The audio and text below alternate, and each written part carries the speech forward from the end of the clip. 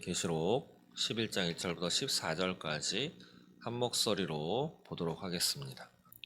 또 내게 지팡이 같은 갈대를 주며 말하기를 일어나서 하나님의 성전과 제단과 그 안에서 경배하는 자들을 측량하되 성전 바깥 마당은 측량하지 말고 그냥 두라.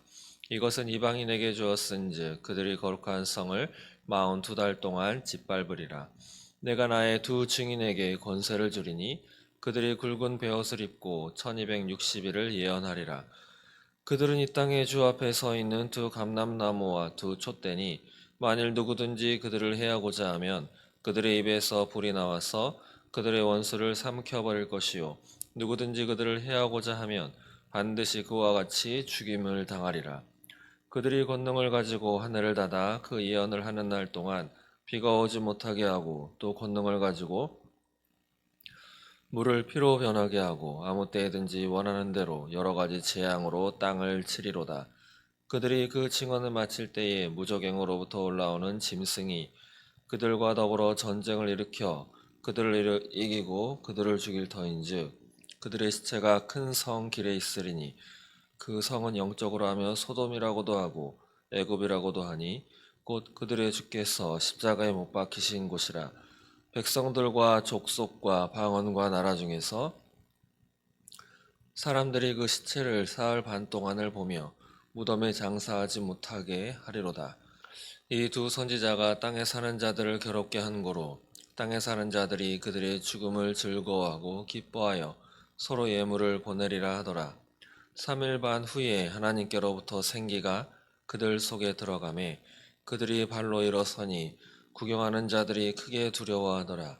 하늘로부터 큰 음성이 있어 이리로 올라오라 함을 그들이 듣고 구름을 타고 하늘로 올라가니 그들의 원수들도 구경하더라. 그때 큰 지진이 나서 성 10분의 1이 무너지고 지진이 죽은 사람이 7천이라. 그 남은 자들이 두려워하여 영광을 하늘의 하나님께 돌리더라. 둘째 화는 지나갔으나 보라 셋째 화가 속히 이르는도다. 아멘. 네, 요한계시록 11장 말씀입니다. 아직 일곱 번째 나팔 불지 않았죠? 그 가운데 이제 오늘 읽은 본문 말씀을 요약을 해드리자면 거룩한 성은 이방인에게 짓밟히고 두 증인 또 여기 두 선지자 두 감람나무 두 촛대 같은 의미로 해석해도 크게 틀리지 않을 것입니다. 이 두 증인은 굵은 베옷을 입고 하나님이 주신 권세로 1260일 동안 42달 또 3년 반 또 다니엘에 나오는 한때 두때 반때 이런 같은 기간을 의미하는 것이죠. 이 1260일 동안 예언을 하게 됩니다. 그리고 증언을 마칠 때에 무저갱에서 나오는 이 짐승이 그들을 죽이나 사흘 반 후에는 하나님이 또 다시 살리게 되죠. 그때 또 큰 지진이 나서 7천 명이라고 하는 사람이 죽고 이제 남은 자들은 두려워하며 하나님께 영광을 돌리는데 오늘 마지막 14절에는 둘째 화는 지나갔지만 셋째 화가 속히 빠르게 이를 것이다 라고 이렇게 하면서 오늘의 말씀은 마치게 됩니다. 네. 요한계시록은 좀 해석하기가 좀 난해하고 어려운 책이로도 볼 수 있지만 초대교회 사람들은 이 요한계시록의 말씀을 가지고 또 서로 은혜를 나누고 이 말씀을 가지고 서로 기도하며 앞날을 대비하고 또 그렇게 하루하루 예수 그리스도를 기다리는 마음으로 살아갔다라고 하는 것을 우리는 또 기억해야 할 것입니다. 2000년 전에 초대교회 사람들이 이 요한계시록을 읽었다면 우리도 읽지 못할 이유는 없는 것이죠. 아무리 이단들이 이 요한계시록을 가지고 그들의 입맛대로 그들의 목적하는 바대로 짜집게 하고 제가 이단들과 대화를 나눈 적이 있었는데 그들은 요한계시록의 말씀 구절구절을 꽤 여러 개 외우고 있더라고요. 저는 외우지 못해서 이야기하면서 약간 창피한 생각을 좀 들었는데 그들은 목적하는 바가 있어서 그들은 짜집기 성경 말씀은 그대로 두지만 성경에서 그들이 원하고자 하는 그 해석을 위해서 이 구절 저 구절을 순서대로 짜집기해서 철저하게 외우고 있습니다. 그러나 그들의 결말은 처음부터 물론 목적이 다르기 때문에 끝만 다르다라고 볼 수 없고 처음부터 다른 목적을 가지고 성경을 해석해 나가는 것이죠. 아무리 이단들이 요한계시록을 가지고 이렇게 잘못된 왜곡된 해석을 해서 그렇게 퍼뜨려서 또 우리나라에서는 많은 이제 폐단도 있었기 때문에 정동 교회에서 또 성도분들이 계시록이다라고 하면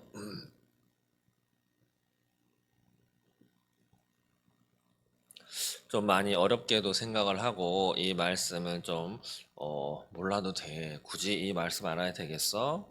읽는 것도 많이 자제하고 그렇게 생각을 해왔었는데 저는 좀 생각이 다른 게 요한계시록의 말씀 좀 전에도 말씀드렸지만 초대교회 사람들은 이 요한계시록을 가지고 또 신앙생활을 유지하고 또 예수님을 기다리는데 많이 이제 사용을 했을 것입니다. 그렇기 때문에 우리도 아무리 이단들이 또 폐단이 있었다 하더라도 요한계시록도 창세기로부터 마태복음, 뭐 로마서, 사도행전을 주신 하나님이 우리에게 주신 말씀이기 때문에 우리가 피할 이유, 안 읽을 이유는 없는 것이죠. 그렇기 때문에 오늘 이렇게 새벽 기도회를 통해서 이런 말씀을 서로 은혜를 나누지만 성도분들께서 개인적으로라도 이 요한계시록의 말씀은 특히 잘 읽으시는 것을 추천 권유해 드립니다. 왜냐하면 지금 이 시대는 참으로 마지막 때를 살아가고 있다라고 해도 틀리지 않은 시대를 우리는 살아가고 있습니다. 바로 요한계시록은 이 마지막 때를 위한 또 마지막에 이제 예수 그리스도께서 이 땅에 다시 오실 것을 또한 말씀하시면서 그러할 때에 어떤 일이 일어날 것인가에 대해서 또 그의 결말은 어떨 것인가 그를 위해서 우리는 무엇을 바라보고 하루하루를 어떤 생각과 계획을 가지고 살아가야 할 것인가 어떻게 내 신앙을 지켜나가야 할 것인가 하나님 나에게 원하는 마지막 때에 살아가는 삶의 방법은 무엇인가에 대해서 말씀해 주시는 것이기 때문에 특히 이 시대에는 이 요한계시록의 말씀을 읽어야 한다라고 생각하고 또 말씀드리겠습니다. 예, 오늘 1절부터 한번 보죠. 또 내게 지팡이 같은 갈대를 주며 말하기를 일어나서 하나님의 성전과 제단과 그 안에서 경배하는 자들을 측량하되 성전 바깥은 측량하지 말고 그냥 두라. 예. 여기 보시면 하나님의 성전, 제단, 또 그 안에서 경배하는 자들. 예, 그 안에서 경배하는 자들은 바로 하나님께로부터 인친자들, 예수를 구주로 영접한 예수의 사람들, 하나님의 자녀를 의미하는 것이죠. 근데 이들은 측량하되, 여기서 측량한다 라고 하는 의미는 무엇으로 해석할 수 있냐? 하나님께서 하나님의 성전 제단, 또 하나님께서 인친, 그 하나님의 사람들은 특별하게 성별, 구별하고 보호하고 지켜주신다라고 이렇게 해석할 수 있는 것이고요. 그 대신에 이제 2절에 나오는 성전 바깥마당을 측량하지 말아라. 성전 바깥마당은 내가 보호하지 않고 그냥 내버려 두겠다. 라고 하는 말씀이죠. 여기에 나오는 이방인이라고 하는 사람들은 단순히 외국 사람들을 의미하는 것이 아니고 하나님께로부터 성별, 보호받지 못하는 하나님의 자녀가 아닌 바로 사단을 추종하는 그러한 세력들을 의미하는 것입니다. 근데 이들은 무엇을 행하느냐? 2절 후반절에 보니까 그들이 거룩한 성을 42달 동안 짓밟으리라. 예, 바로 거룩한 성은 교회를 이야기하고 있는 것이죠. 바로 하나님을 예배하는, 하나님을 찬양하는 자리, 하나님을 찬양하는 또 우리 성도들, 우리 각자가 또 하나님의 교회죠. 이들을 42달 동안 짓밟으리라. 박해하고 해한다라고 하는 거죠. 3절 보시면 내가 나의 두 증인에게 권세를 주리니 그들이 굵은 베옷을 입고 1260일을 예언하리라. 예, 바로 두 증인이 등장합니다. 바로 하나님께서 하나님이 택한 백성, 이 두 증인이라고 표현된 권세를 주면서 얼마 동안 예언을 하게 하나님께서 명령을 하시죠. 여기 보면 왜 증인이라고 안 하고 두 증인, 딱 두 사람이냐? 반드시 그렇게만 볼 수는 없고, 이 땅에서 재판을 할 때도 한 사람의 증인, 한 개의 물증, 증거물로는 내가 주장하는 바를 입증하는 것에 조금 부족하다고 볼 수 있습니다. 그러나 증인이 2명 이상, 또 증거물도 물증이 2개 이상이다 하면 내가 주장하는 바의 입증이 더욱더 확고한 것이죠. 그런 것처럼 여기 보시면 나의 두 증인, 증인은 무엇을 증언하겠습니까? 바로 하나님의 말씀을 증언하고 예수를 증언하며 하늘의 천국 복음을 전파하고 바로 우리가 일상적으로 이야기하고 있는 전도 또 선교를 의미하는 거죠. 전도하고 하나님의 말씀을 선포하는데 한 사람보다 두 사람이 한다. 두 증인이 증거한다라고 한다면 그들이 증거하는 것이 진정성을 더욱더 보장하고 확보하는 것을 의미한다라고 볼 수 있습니다. 4절 보시면 그들은 이 땅의 주 앞에 서 있는 두 감람나무와 두 촛대니 라고 하면서 5절부터 6절까지의 말씀, 그들의 입에서 불이 나와 원수를 삼키고 또 그들을 해하고자 하면 죽임을 당하리라 라고 하고 또 그들이 권능을 가지고 하늘을 닫아 예언을 한 날 동안에 비가 오지 못하게 하고 또 물이 피로 변하게 하고 여러 가지 재앙으로 땅을 치리로다.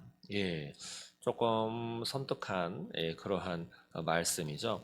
여기 보시면 이 땅의 주 앞에 서 있는 두 감람나무와 두 촛대니 바로 두 감람나무는 스가랴서 4장 3절에도 나와 있는 두 감람나무가 연상이 됩니다. 바로 이것은 앞서 말씀드린 두 증인과 같은 또 10절에도 이 두 선지자가 등장을 하죠. 이들은 하나님께로부터 부름받은 선지자적인 사명을 감당하는 사람들. 또 이 두 촛대는 불을 밝히죠. 어두움을 밝히는 그러한 사명을 또 의미한다라고 볼 수 있는 것입니다.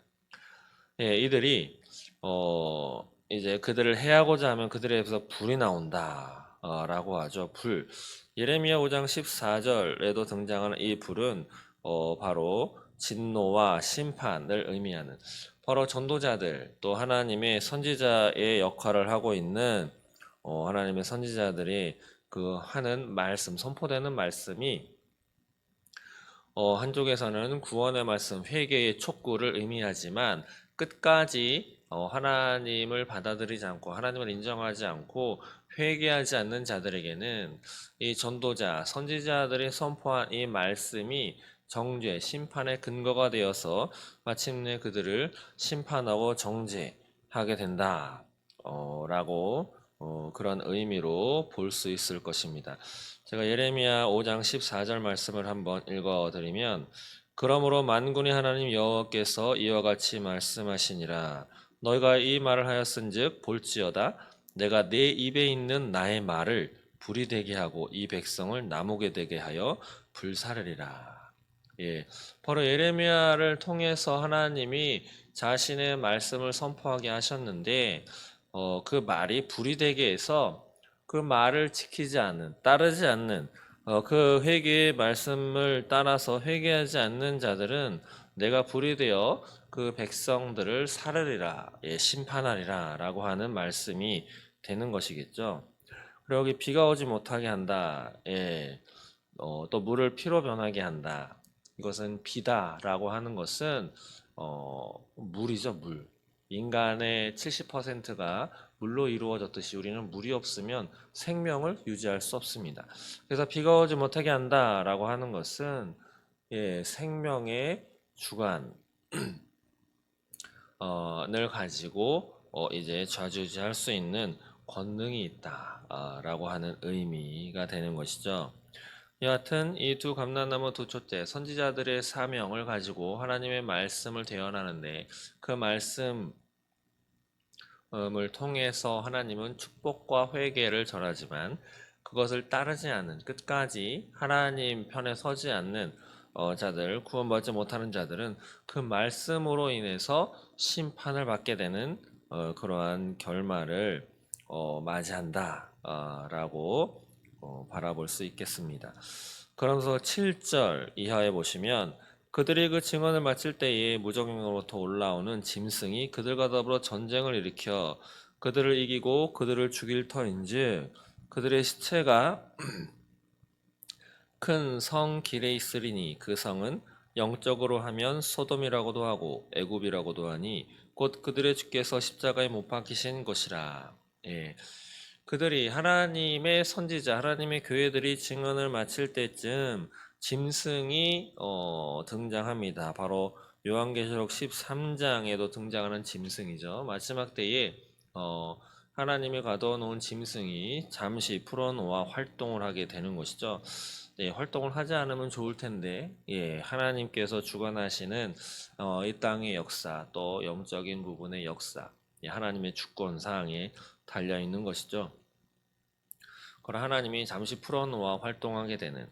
그러면서 이들은 더욱더 악한 행실을 하나님을 더욱더 대적하게 되어서 하나님 앞에 죄악을 더욱더 쌓는 그러한 삶을 또 살아가는 겁니다. 여하튼 이런 짐승이 등장하면서 두 감람나무, 두 촛대, 두 증인, 하나님의 교회와 전쟁을 일으키면서 그들을 죽인다라고 쓰여 있죠. 그러면서 그들의 시체가 어디에 있냐? 바로 큰 성길. 그래서 큰 성이라고 한다면 요한계시록의 후반부에도 등장하는 바로 큰 성 바벨론이요 라고 이렇게 바라보겠는데 바벨론이다라고 하면 바로 타락의 도시, 하나님을 대적하는 것의 대명사로 우리는 알고 있습니다. 그러면서 이 성은 영적으로 하면 소돔, 애굽이다. 예, 이런 것처럼 겉보기에는 화려하고 이 세상에서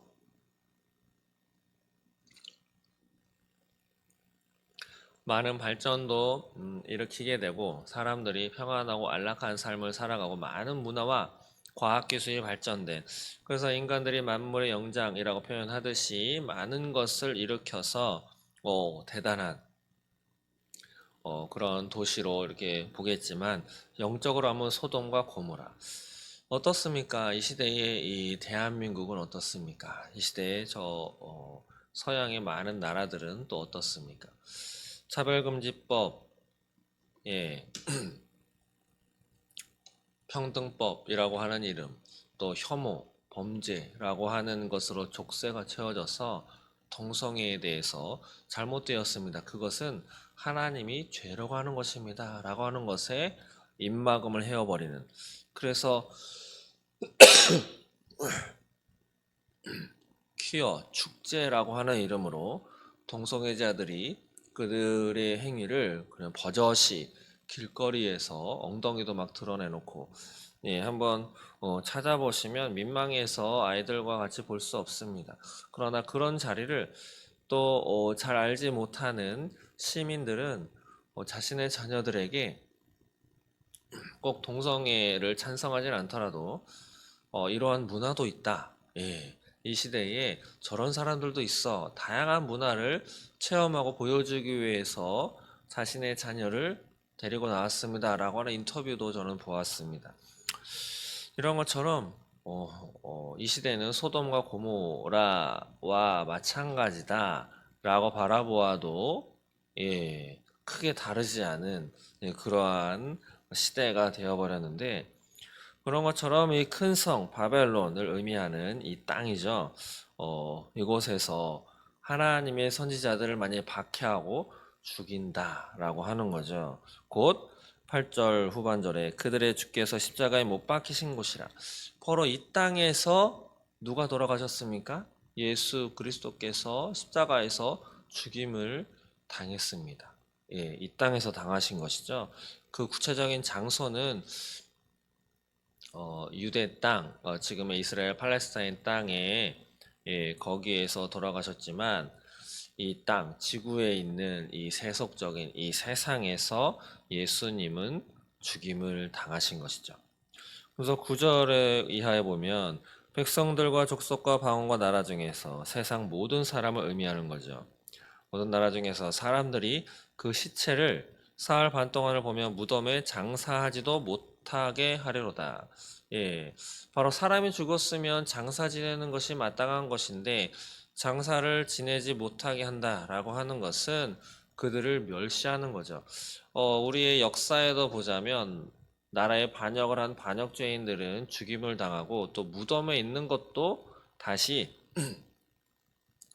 제2차로 꺼내가지고 그 시체도 다시 불사르거나 시체도 다시 토막을 내는 이런 제2의 죽임을 하면서 그들의 가문을 멸시하는 그런 행위를 하는 것을 우리는 드라마나 영화를 통해서 보게 되는데 이런 것처럼 죽은 자들을 장사하는 그 의미는 그들에게 그래도 어떠한 예의, 존중, 그것을 보여주는 행위입니다. 그러나 이들은 하나님의 말씀을 선포하면서 대언했던 그들을 죽이기까지 하면서 그들을 무덤에 장사하지 못하게 한다라고 하는 것은 하나님의 증인들을 멸시하고 무시하고 천대하는 것이죠. 그것은 바로 하나님을 멸시한다라고 하는 것과 같다라고 볼 수 있겠습니다. 그러면서 10절에도 이 두 선지자가 땅에 사는 자들을 괴롭게 한 고로 땅에 사는 자들이 그의 죽음을 즐거워하고 기뻐하여 서로 예물을 보내리라 하더라. 땅에 사는 자들은 바로 하나님을 알지 못하는, 하나님을 대적하는, 예수를 대적하는 자들이죠. 교회를 핍박하고 박해하는 이 땅의 그리스도인들을 박해하는 자들, 그들을 이 두 선지자가 괴롭게 했다라고 하는데 바로 하나님의 말씀, 동성애는 죄입니다라고 하는 것 때문에 그들은 지금 괴로움을 받고 있는 것이죠. 자신들이 하고 싶은 대로 어, 양심의 거리낌이 없이 하고 싶은데 옆에서 그건 죄입니다라고 하면 그들의 마음은 편하진 않겠죠. 또 하나님의 말씀. 하나님은 예수를 구주로 영접하지 못하면 지옥에 갑니다. 천국에 가지 못합니다. 천국과 지옥에 대해서 믿지 않더라도 지옥에 간다라고 말을 들으면 그들의 마음은 편하지는 않을 것입니다. 그렇기 때문에 그들은 하나님의 말씀을 대언하고 선포하는 그런 자들의 죽음, 사라지는 것을 즐거워하고 서로 기뻐하는 모습을 보인다라고 하는 거죠. 바로 이 땅의 모습이지 않겠습니까? 그런데 11절에 보시면 3일 반 후에 하나님께로부터 생기가 그들 속에 들어가매 그들이 발로 일어서서 선이 구경하는 자들이 크게 두려워하더라. 하나님께로부터 생기가 나온다. 바로 에스겔에 등장하는 마른 뼈 환상이 연상이 됩니다. 뼈들이 쫙 놓여 있는데 거기에 이제 하나님이 되어나라 하시죠. 생기야 들어가라라고 외치니 그 뼈들이 서로 붙고 또 살이 돋고 살이 붙어서 큰 군대로 다시 회복하는 것처럼 하나님께서 생기를 그들에게 불어넣으셔서 발로 일어났다. 바로 부활을 의미하는 거죠. 다시 살아나는 것. 예수님께서도 죽은 지 사흘 만에 하나님께서 다시 부활하도록 이렇게 일으켜 주신 것을 우리는 알고 있습니다. 그런 것을 보니 하나님을 알지 못하는 사람들은 두려워하게 됩니다. 그러면서 12절에 하늘로부터 큰 음성이 이리로 올라오라 함을 그들이 듣고 구름을 타고 하늘로 올라가니 그들의 원수들도 구경한다. 구름이다라고 하는 것은 하나님의 현현을 뜻한다. 예수님께서도 구름을 타고 이 땅에 다시 오시겠다. 라고 하신 말씀을 우리는 기억하고 있습니다. 그래서 13절에 그때 큰 지진이 나서 성 10분의 1이 무너지고 지진에 죽은 사람이 7천이라. 많은 사람들이 죽임을 당하게 되죠. 7천. 7이라는 숫자에 1000이라는 숫자를 곱하는 거죠. 거의 뭐 완전수다라고 하는 것을 한다라고 볼 수 있겠습니다. 큰 진이 난다라고 한다면 바로 하나님의 진노가 임한다. 하나님의 진노가 임하자 이 땅에 또 많은 재앙과 심판이 펼쳐지는 것이죠. 그러니까 그 남은 자들이 두려워하여 무엇을 하냐면 영광을 하늘의 하나님께 돌린다. 예, 죽음에서 살아남은 자들, 하나님을 알지 못하는 자들이 두려워 그들의 영광을 하늘의 하나님께 돌리게 되는 거죠. 그러나 이들도 구약의 많은 그 역사를 바라볼 때 이스라엘 백성들이 하나님의 그 징계를 받아서 포로로 끌려갔을 때 그 안에서도 신실한 하나님의 백성들이 있었습니다. 그들이 하나님의 말씀대로 하나님의 권능을 받아 하나님의 역사를 일으켰을 때 그것을 목도했던, 그것을 체험했던 그 이방의 왕들 또한 너희가 믿는 하나님이 진짜 만왕의 왕이시구나라고 하면서 영광을 돌렸다라고 하는 기록이 있습니다. 그러나 그들이 영광을 돌렸지만 그들이 진정 회심해서 하나님을 믿는 하나님의 백성이 되었느냐는 기록에 남아있지 않습니다. 영광을 돌리는 것과 회심했다라고 하는 것은 또 다른 이야기가 되는 것이죠. 그래서 마지막 때에도 죽은 자들이 7천까지 되고 성 10분의 1이 무너지기까지 하는, 그럼에도 살아남았으면 하나님께 영광을 돌리면서 회심해서 하나님의 자녀 예수를 영접해야 할 것인데 그렇게까지는 하지 않게 되는 것 같습니다. 왜냐하면 14절에 둘째 화는 지나갔으나 보라 셋째 화가 속히 이르는도다 라고 말씀하기 때문인 것입니다. 오늘 말씀을 마치겠습니다. 해석하기도 쉽지 않고 여러 가지 또 두려운 말씀도 있지만 분명한 것은 여기에 우리가 이 교회가 마지막 때에 해야 할 사명은 무엇이겠습니까? 여기에 등장하는 두 증인, 두 감람나무, 두 촛대, 두 선지자로 표현되는 것처럼 우리도 하나님의 증인, 예수의 증인이 되어서 하늘의 천국 복음을 우리도 주변에 전파하며 한 영혼이라도 구원에 이르게 하기 위해서 우리의 사명을 다해야 할 것입니다. 그러나 쉽진 않을 것입니다. 많은 박해와 어려움, 질시와 시기, 또 미움이 있을 것입니다. 그러나 분명한 것은 그런 어려움도 있지만 그 어려움의 시기가 영원한 것이 아니라 일시적이라는 것이죠. 그리고 하나님께서 우리를 보호하시고 지켜주시고 마지막 결말은 무엇이냐?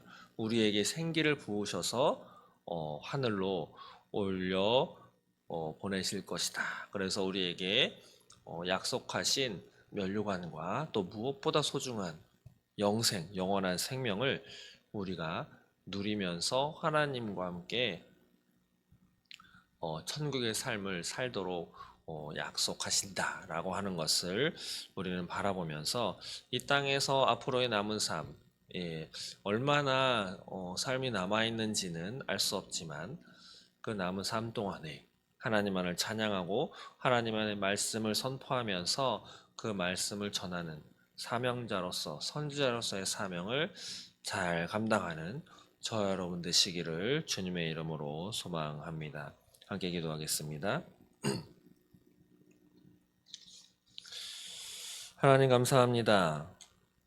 하나님의 성전과 제단과 그 안에서 경배하는 하나님께서 인친 자들을 측량하시는, 바로 보호하시고 성별하시는 하나님을 기억하면서 이 시대의 참된 예배자, 참된 선지자로서의 사명을, 증인으로서의 사명을 잘 감당하도록 주님 인도하여 주시옵소서.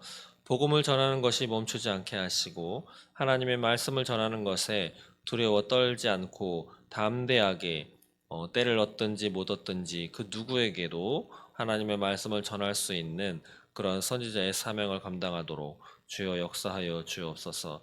또한 우리의 결국은, 우리의 마침은, 복음의 결국은 승리다라고 하는 그 믿음을 가지고 하늘을 바라보면서 우리를 지켜 보호하시는 하나님의 약속의 말씀에 의지해서 오늘의 사명을 잘 감당하는 우리가 될 수 있도록 주님 인도하여 주옵소서. 감사합니다. 예수님의 이름으로 기도드립니다.